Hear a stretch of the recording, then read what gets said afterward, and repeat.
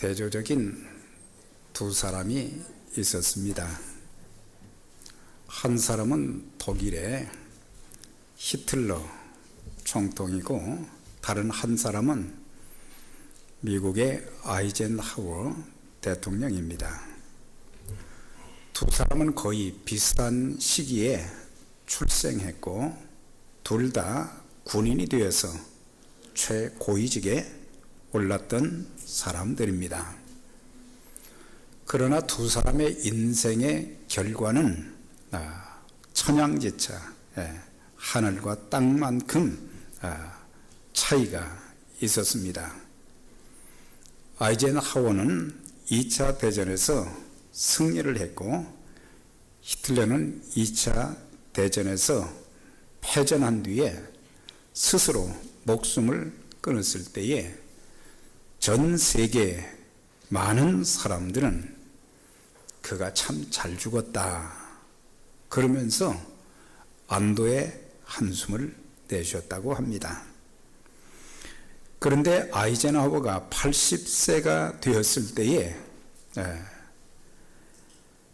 그가 죽음을 맞이했는데, 전 세계 사람들은 그의 죽음에 애도를 표현했다고 합니다. 두 사람의 삶의 결과가 달라지게 된 이유가 무엇일까? 무엇에 차이가 있었을까?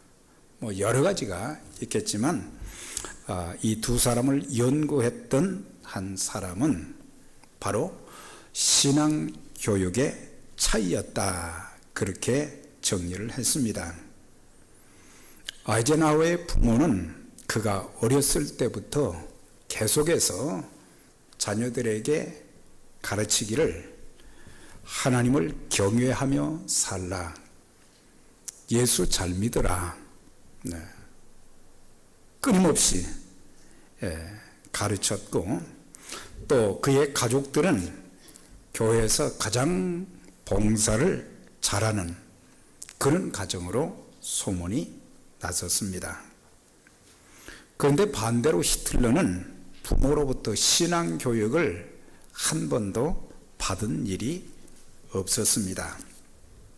그의 아버지는 살아있을 때 술지정꾼이 되어서 매일매일 술을 마시고, 또한 폭언을 하고, 또한 폭력을 행사하고, 또 어디 가든지 자꾸 문제를 이렇게 만드는 그런 일을 했을 뿐만 아니라, 또 자기의 사랑하는 아내, 히틀러의 어머니마저도 아내에게 폭언을 퍼붓고, 또한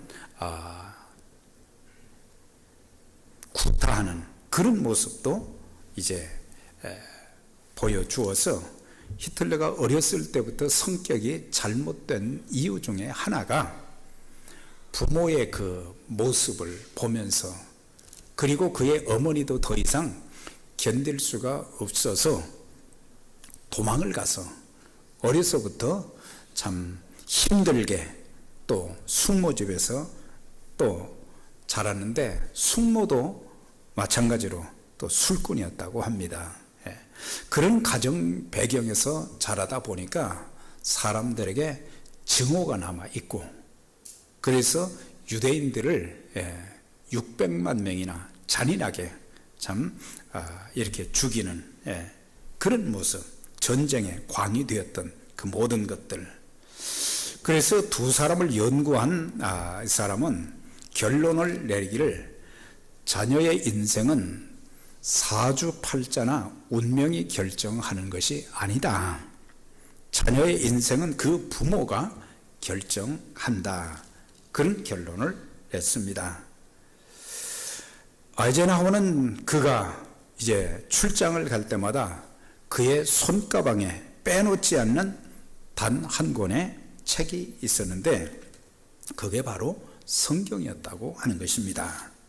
그리고 그가 임종시에는 그냥 죽지 않고 자기의 사랑하는 모든 자녀들을 불러 모아놓고 신앙교육, 예수 잘 믿고 하나님 잘 섬기고 그런 것을 당부하면서 또한 인생을 마감했다고 합니다.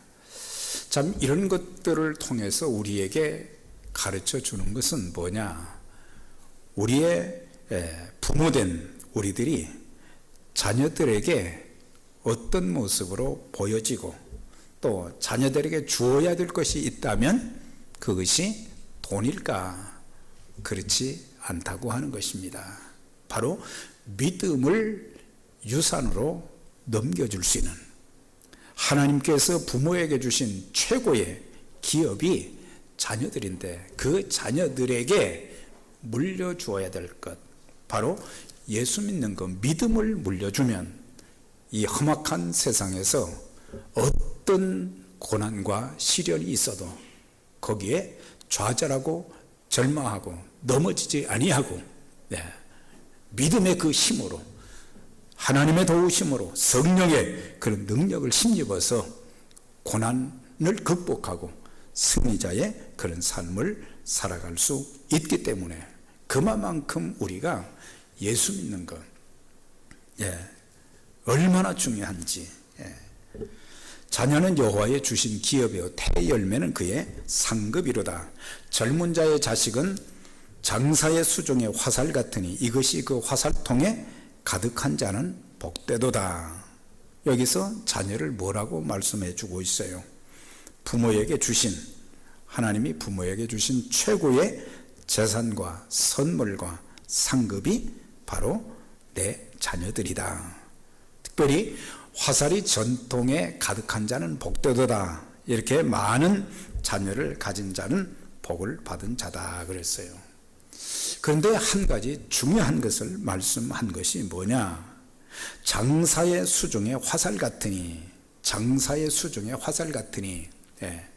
군인들이 요즘은 이제 뭐 총으로 또 포로 이렇게 전쟁을 하지만 옛날에는 화살이었어요. 칼 아니면 화살이었는데 이 화살을 쏠 때에 바로 목표물을 향해서 화살을 쏘지 아무렇게나 막 쏘는 것이 아닌 것처럼, 부모는 어떤 사람들이냐? 궁수, 활을 쏘는 사람과 같다 그랬어요. 그러니까 화살을, 자녀라는 화살을 쏠 때에 아무렇게나 내버려두고 아무렇게나 이렇게 키우는 것이 아니고, 하나님의 뜻을 따라서 하나님의 자녀가 되어지고 하나님을 잘 섬기는 그런 자녀가 되도록 이제 그런 방향으로 화살을 쏘는 것처럼 그 자녀들을 하나님 중심으로, 그리스도 중심으로, 말씀 중심으로 기도하면서 잘 키워야 된다. 그래서 용사의 수중에 있는 화살과 같다. 이것은 자녀의 장래가 부모의 손에 달려 있음을 강조한 것입니다. 물론 하나님께서 우리의 자녀들을 돌보시고 인도하시지만 부모의 역할이 정말 중요하다는 것을 가르쳐 주고 있습니다. 자녀들은 이렇게 자라면 부모들이 하는 말이 효도하기를 바랄 때가 참 많아요. 효도를 받기를 바라는 마음, 또 자녀들은 마땅히 부모에게 효도도 해야 되지만 더 중요한 것은 우리의 자녀들을 어떤 자녀로 키우는가, 그들에게 무엇을 남겨주었는가, 이런 것들을 생각하면서 우리의 자녀가 잘 되는 것은 하나님의 은총과 복이지만 또 한 가지는 부모들이 눈물로 기도하면서 애써서 키운 그 결과 중에 하나도 되는 것이다. 반대로 자녀가 잘못되는 것은 자녀의 문제도 있지만 부모의 문제도 적지 않게 크다라고 하는 것을 여기서 가르쳐 주고 있습니다. 이렇게 이제 지금은 자녀들이 장성했지만 저도 이 자녀를 키우면서 좋았던 몇 가지가 있었는데, 이 자녀들은 부모에게 참 웃음을 늘 선사했어요. 크면서는 이제 그런 것이 없지만은 이 자녀들이 어렸을 때에 언제 제 인생에 가장 많이 웃었는가 생각해 보면 어렸을 때 태어나서 이제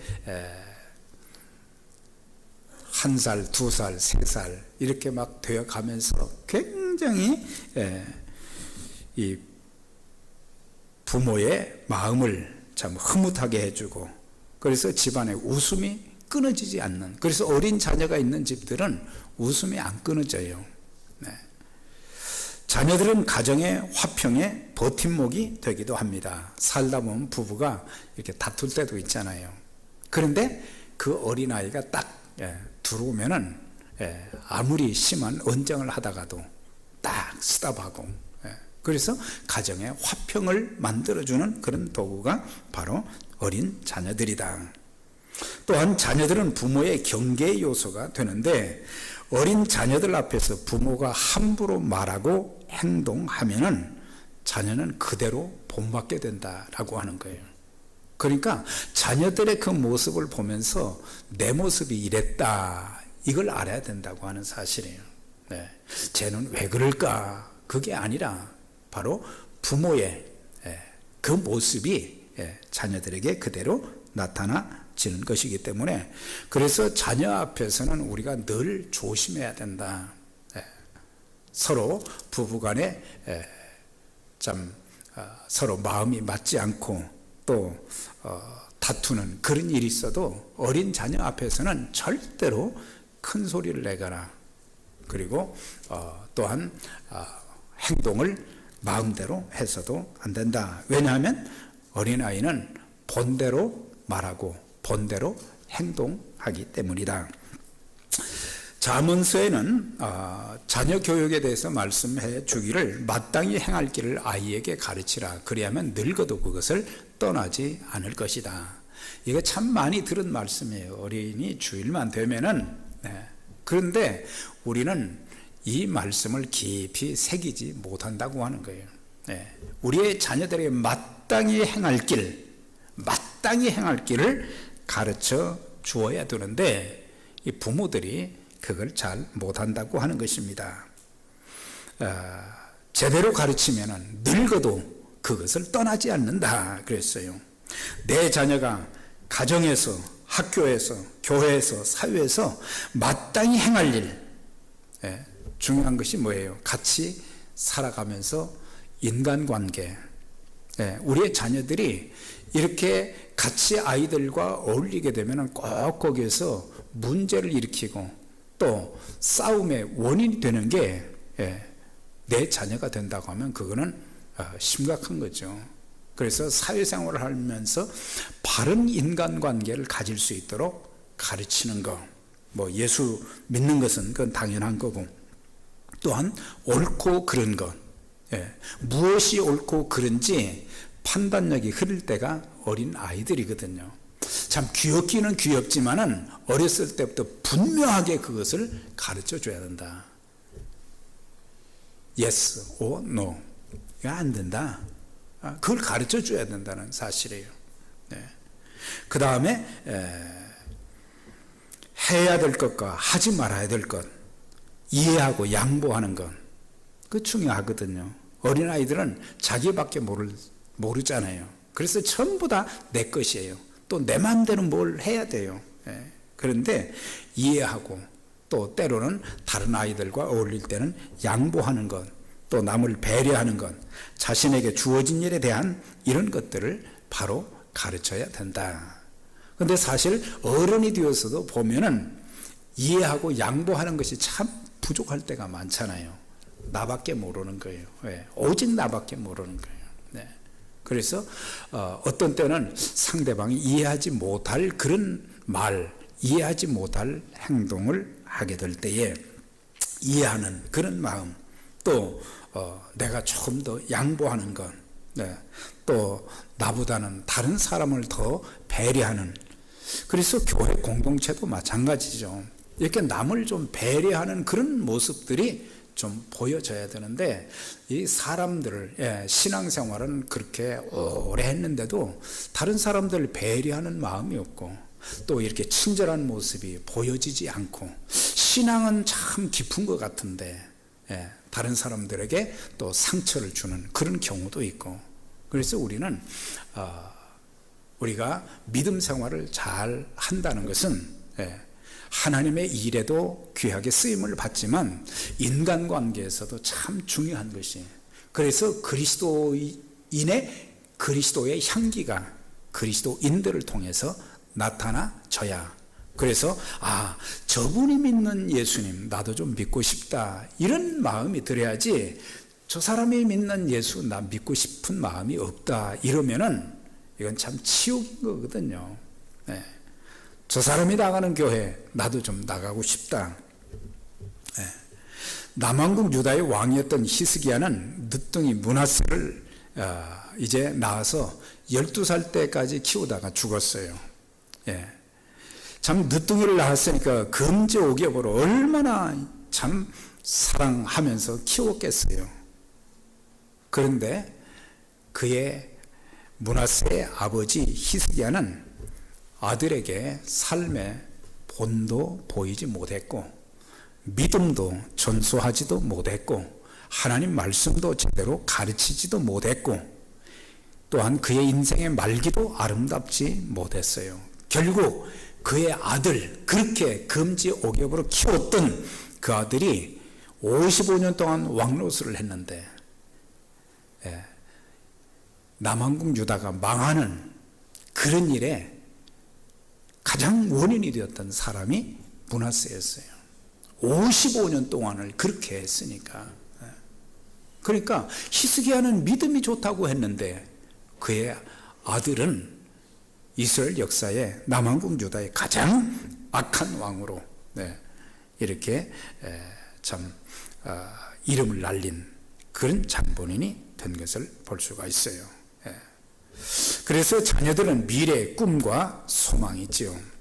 그렇기 때문에 바른 믿음을, 우리가 다른 것은 돈이 없어서 많은 학문을 이제 가르치는 그런 일은 못해도 바른 믿음을 전수해 주어야 되고 바른 인격으로, 사실 살면서 인간관계에서 가장 중요한 것이 그런 인격이거든요. 바른 인격으로 세워져야 사람들과 같이 잘 어울리면서 조화를 이루면서 서로 협력하면서 아름다운 친구들을 만들면서 장래를 키워나갈 수 있는 건데, 그래서 바른 인격 또 재능과 소질을 잘 발견하고 키워주면 사회와 국가에 선한 영향력을 끼치고 하나님 나라의 귀한 일꾼들이 될 수 있는 것입니다.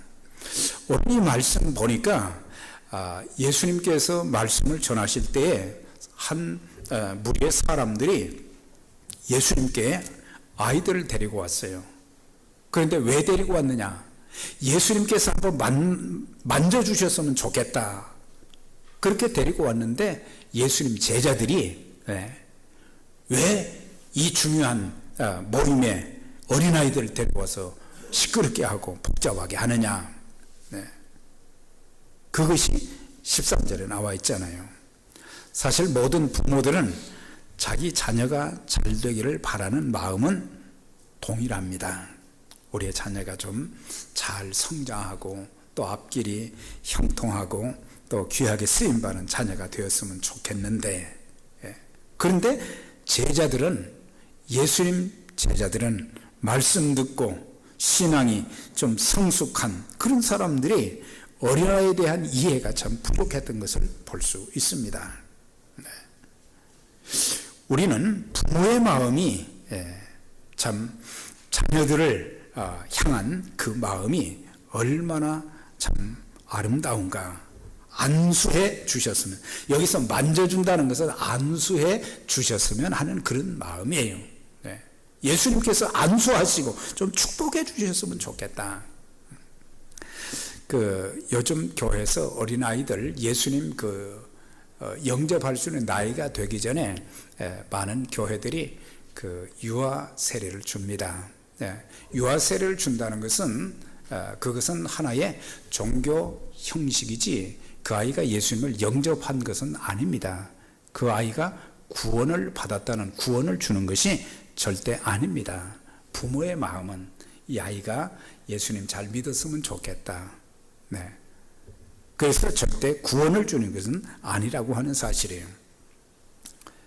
부모들은 이 내게 주신 이 자녀들이 성장하면서 건강하게 성장하되 이제 적정기에 가서 우리 자녀들이 복음을 깨닫고 예수님을 좀 영접할 수 있도록 기도하면서 그의 마음을 성령께서 열어주시도록, 그리고 복음을 받아들여서 예수를 통해서 구원받는 역사가 있도록. 그래서 통계에 의하면은 보통 아이들이, 빠른 아이들은 4살, 또 4살에서 7살 정도 되면 예수님을 영접할 수 있다고 그러는 거예요. 그러니까 그때가 참 중요한 시기라는 거죠. 네. 근데 아이들이 자꾸 나이가 많아질수록 이제 참 힘들어진다는 거예요. 예수 믿게 하는 것이 참 힘들어진다고 하는 거예요. 자, 제자들이 그렇게 어린아이들을 이제 꾸짖는 그런 장면이 나오는데 14절에 보니까 예수께서 보시고 노하시어 이르시되 어린아이들이 내게 오는 것을 용납하고 금하지 말라. 하나님 나라가 이런 자의 것이니라. 아이들을 어른들은 인격체로 대하지 않는 것을 보시고 예수님께서 화를 내셨어요. 네. 영혼의 관점에서, 인격의 관점에서 어린아이나 어른이나 차이가 없잖아요. 오히려 어린아이들이 더 순수하고, 그런데 그래서 주님께서 하신 말씀, 누구든지 하나님 나라를 어린아이와 같이 받들지 않는 자는 결단코 그곳에 들어가지 못한다. 하나님 나라에 못 들어간다 그랬어요. 그러니까 어린아이 같은 깨끗하고 순수한 마음을 어른들이 좀 가져야 된다고 하는 거죠. 어른들이 되면 이제 자기 주관이 너무 강해지고, 그러다 보면 아무리 복음을 전해도 예수를 영접하기가 힘들어집니다. 한국인의 신앙의식 보고서에 보면은 언제 예수님 영접했는가, 그걸 이제 나이별로 이렇게 쭉 구분을 했어요. 그런데 8살 미만은 5.3%, 10살에서 14살은 12%, 15살에서 19살까지는 26%, 25세에서 29세는 10.7%, 30에서 39세는 18.3%. 이걸 합하니까 말이죠, 85.3%가 이렇게 나이가 적을 때 예수님 영접하는 확률이 훨씬 높았고, 40세부터 시작해서 죽는 날까지 이런 층에 있는 사람들은 거의 예수님 영접하기가 어렵다는 얘기예요. 그래서 교회에서 주일학교, 또 청소년 이런 사역이 굉장히 중요하다는 것을 가르쳐 주고 있어요. 우리들은 사실 어린아이들이나 청소년들은 도움을 줘야 되지 어른들이 그들에게 받을 것은 없어요. 그렇기 때문에 좀 귀찮을 수도 있고 그렇지만 우리는 미래를 바라보고 이 아이들이 예수님 만날 수 있도록, 청소년들이 대학을 졸업하면 전부 교회를 다 떠난다고 그러잖아요. 오늘날 이런 시점에 있기 때문에 만약에 우리의 자녀들이 평생 주님 앞에 돌아오지 않는다고 하면 그 책임은, 대부분의 책임은 부모에게 있다고 하는 거예요.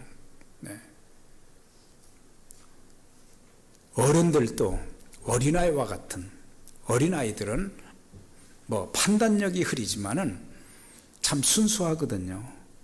말하는 대로 잘 그걸 수용하고, 복음 전하면 잘 받아들이고, 어른들도 어린아이 같은 마음을 가질 때 회개도 빠르고 예수 영접도 빠른데, 어른이 될수록 자기 주관 고집이 강해져서 예수 믿기 힘들어지고, 또 어른들이 잘못을 범해놓고도 내가 잘못했습니다 이런 말을 하지 않는다는 거예요.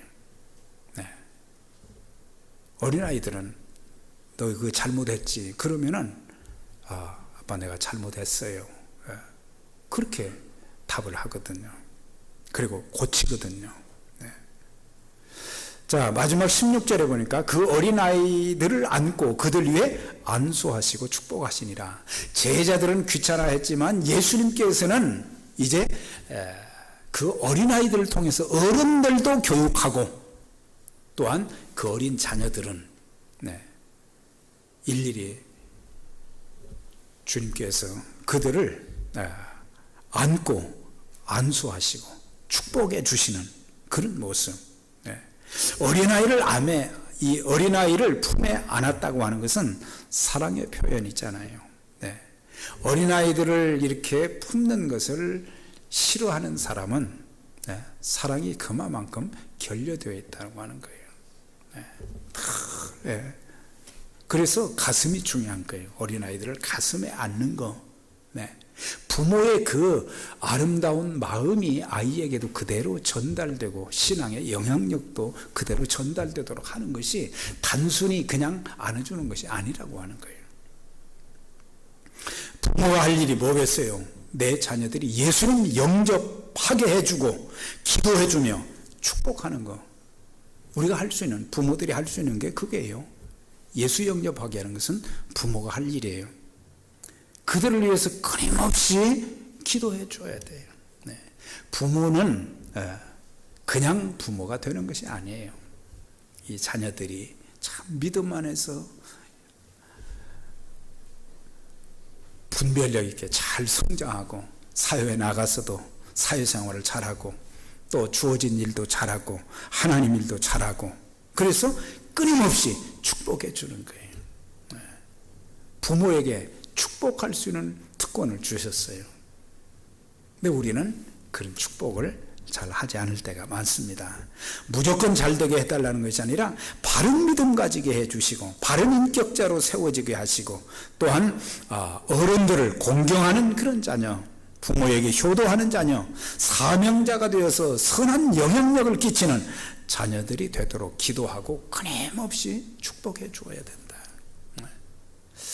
여러분들이 우리 교회 주일학교 아이들을 위해서 얼마나 기도했는지 모르겠습니다만은, 여러분들 그 아이들을 위해서도 좀 기도하고 수고하는 교사들을 위해서도 우리가 기도하고 좀 격려하는 그런 풍토가 좀 주어야 돼요.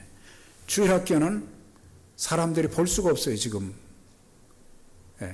그러니까 그들이 수고를 해도 빛이 안 나는 거예요.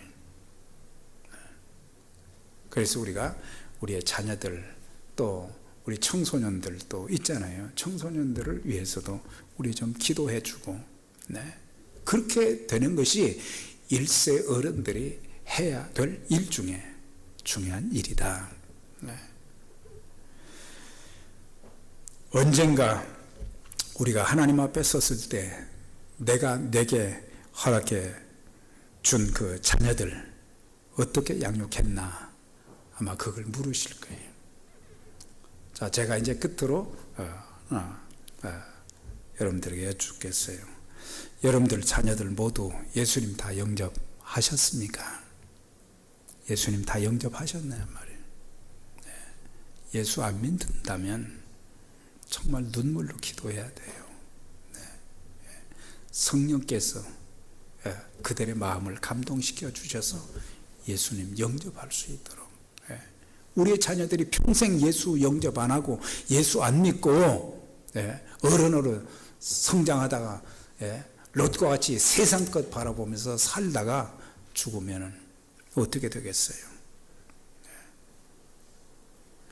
아직도 구원받지 못한 자녀들, 믿음 생활, 교회 생활하지 않는 자들이 있다면 그들 모두를 위해서 눈물로 기도하면 하나님께서 우리의 자녀들 참 복음을 받고 구원받게 하시는 그런 역사가 있게 될 것입니다. 그래서 나만 잘 믿지 말고 우리의 자녀들 예수 잘 믿도록 늘 확인하고 여러분들과 여러분들의 자녀들이 세상에서도 선한 영향력을 끼치며 하나님 나라 건설에 귀하게 쓰임받는 그런 축복이 있기를 주 예수의 이름으로 간절히 축복합니다. 기도하겠어요. 하나님 아버지 감사합니다. 하나님께서 우리에게 허락해 주신 자녀들 믿음으로, 말씀으로, 또한 눈물의 기도로 잘 양육해서 하나님 나라 확장하는 일과 또한 세상에서, 사회에서 선한 영향력을 끼치면서 하나님께 영광을 돌리는 귀한 복된 우리의 자녀들, 또 우리 교회가 또 이렇게 어린이 교육과 또 청소년 그런 사역에도 더 힘을 실어주고 기도해주는 복된 교회로 쓰임받게 해 주옵소서. 감사를 드리며 예수님 이름으로 기도드리옵나이다. 아멘.